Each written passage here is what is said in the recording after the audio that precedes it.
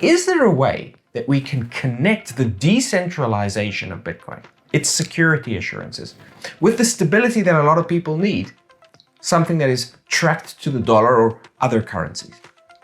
The answer is yes.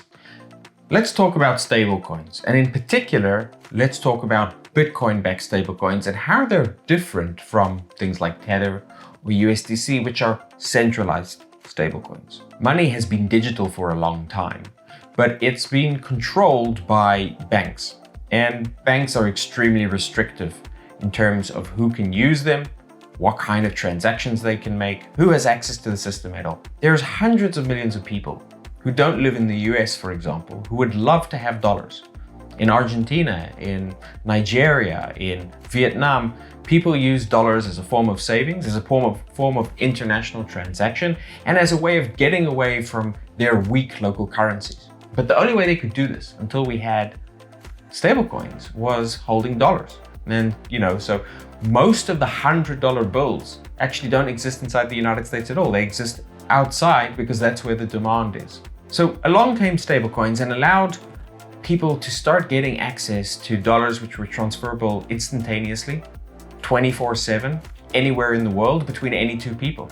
That's a kind of dollar that is better than the digital dollars that are available even to Americans, even in the US. The problem is that these stablecoins are starting to get worse, and they're going to continue to get worse because they suffer from the same fundamental flaw that banks have, which is that they are centralized and regulated. So recently, USDC banned the use of their stablecoin with Tornado Cash, an entire protocol, because this protocol is designed to help people preserve their financial and transactional privacy.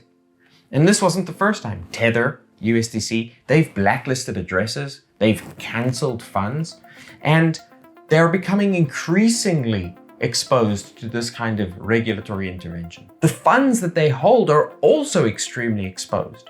So we recently saw the crash of FTX and Celsius and multiple other centralized providers where people had held money that they thought was safe, but in the end turned out it wasn't. This is exactly the same problem that we've seen with Tether. A few years ago, $800+ million of Tether's value was transferred to a third party because Tether wanted to help cover a hole that had been created in the Bitfinex exchange, right? So we have very, very significant problems of trust. We have to trust centralized intermediaries when we're using centralized systems. And the truth is that time and time again, we learn that we can't, we shouldn't, we mustn't trust centralized intermediaries. 2008, enter Satoshi Nakamoto and demonstrates that we actually don't need to trust centralized intermediaries at all. Not for money, not for transactions, not for records of wealth. This was initially demonstrated only with a volatile asset, a new type of currency, Bitcoin, not connected to the dollar. So is there a way that we can connect the decentralization of Bitcoin, its security assurances, with the stability that a lot of people need, something that is tracked to the dollar or other currencies? The answer is yes. We now finally have decentralized, dollar-denominated stablecoins. And the way this works is you have a system, a protocol, which is decentralized. It holds Bitcoin, and on the basis of this Bitcoin, it issues stablecoins. And these stablecoins track the dollar. Now, how can a token issued by a protocol backed by Bitcoin track the dollar? The answer is, Bitcoin is extremely liquid, can be traded 24/7 around the world for dollars. And these tokens are always redeemable for $1 worth of Bitcoin.